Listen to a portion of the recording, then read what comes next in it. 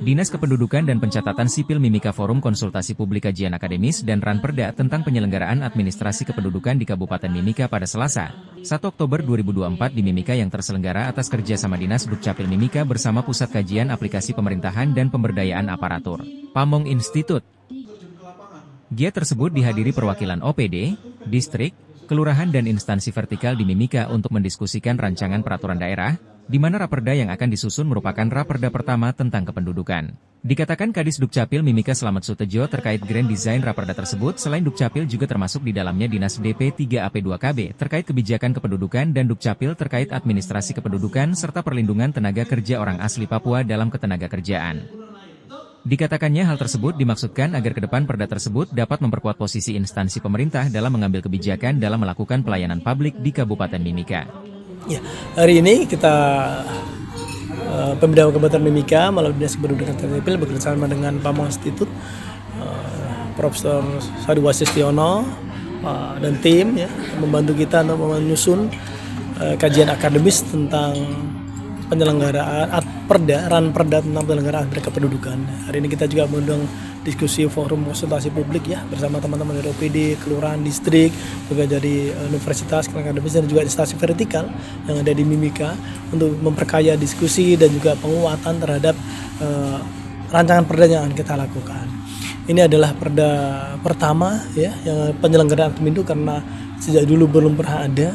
Kita susun meskipun tanpa perda pun kita sebenarnya pelayanan Dukcapil sudah berjalan dengan maksimal. Kita memang lakukan lompatan dulu pelayanan kualitas yang kita tingkatkan, baru kita selanjutnya perkuat dengan regulasi berupa perda. Secara aturan-aturan di bawahnya, peraturan bupati sebenarnya kita sudah lengkapi semua, delegasi kewenangan bupati kepada camat, atau kepala distrik ya, tentang perbu tentang penyelenggaraan adminduk, tentang SOP, semua kita sudah lengkapin. Tetapi kemarin ada rekomendasi dari BPKP dan juga inspektorat waktu audit kinerja, salah satu yang rekomendasi adalah bagaimana Pemda harus menyusun peraturan daerah, dan ini kita follow up ya tahun ini, mudah-mudahan nanti bisa segera dibahas menjadi satu, karena teman-teman di Dinas Pemberdayaan Perempuan dan Pengendalian Penduduk Keluarga Berencana juga menyusun grand design kebijakan kependudukan untuk 20 tahun ke depan.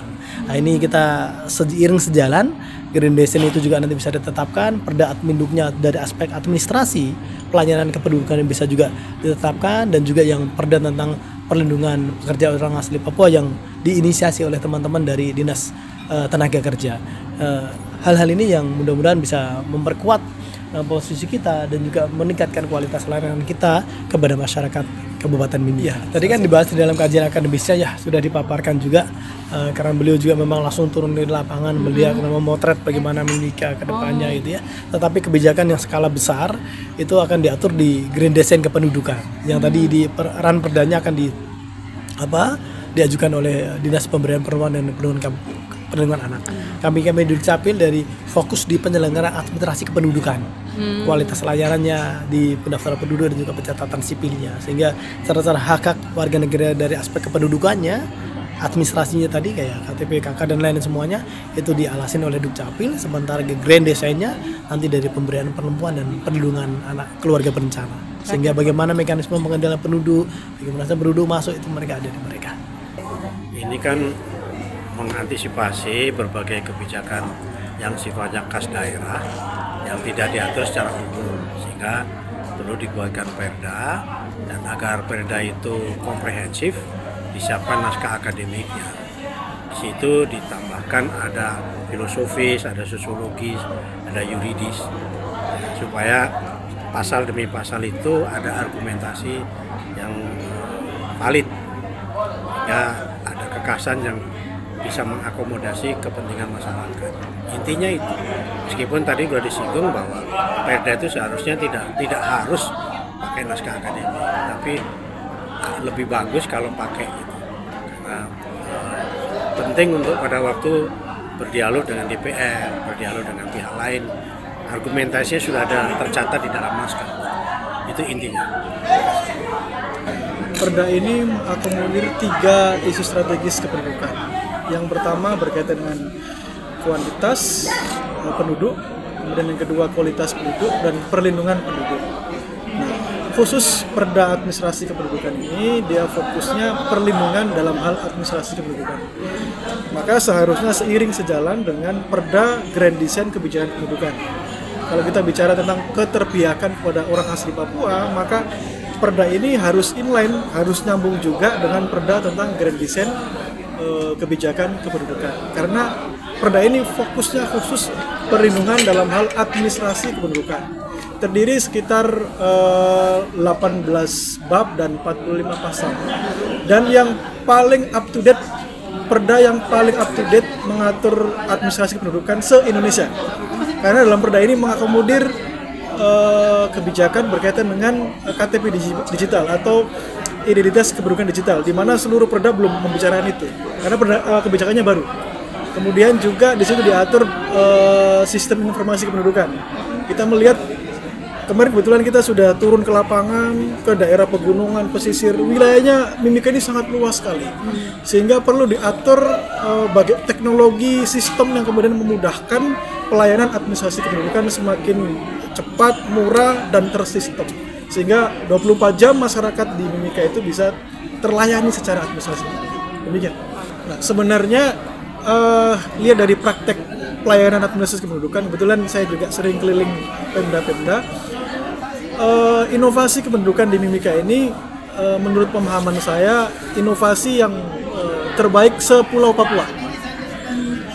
Kemarin saya tes case jam 12 malam mengurus dokumen kependudukan. Saya orang Jawa Barat, mengurus kependudukan di Mimika jam 12 malam.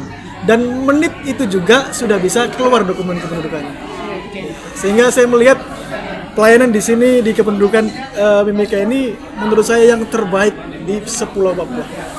Untuk menambah khasanah dan menambah informasi yang langsung update dari masyarakat dan stakeholder, baik dari OPD, tokoh masyarakat, akademia, dan seterusnya, untuk melengkapi naskah akademik kita. Betul tadi Prof katakan bahwa naskah akademik itu sebenarnya Perda itu tidak wajib punya itu. Tapi kita bisa baca dengan dibuatnya naskah akademik. Ini menurut saya bahwa Dukcapil di Timika ini serius sekali dalam mempersiapkan Ranperda sehingga mencari yang terbaik bagaimana. Walaupun tidak wajib tetapi dia siapkan betul. Jadi kalau kita lihat memang demikian. Jadi ini mendapat apresiasi bagi kita ya. Sama saya dari Pamong Institute melihat bahwa pelayanan di Timika ini sangat baik dan inovasi-inovasinya luar biasa. Cukup kita apresiasi. Kalau kita lihat ini perlu dijadikan tempat untuk bisa dijadikan studi penambahan wawasan bagi kabupaten lain di tanah Papua. Replikasi di tempat lain. Di tempat lain bisa dijadikan. Saya pikir ini yang catatan kami dan kita apresiasi semua pihak, termasuk tadi di dialog tadi dengan para peserta sangat hangat, bagus dan banyak sekali informasi-informasi yang bisa kita dapat. Oke, terima kasih.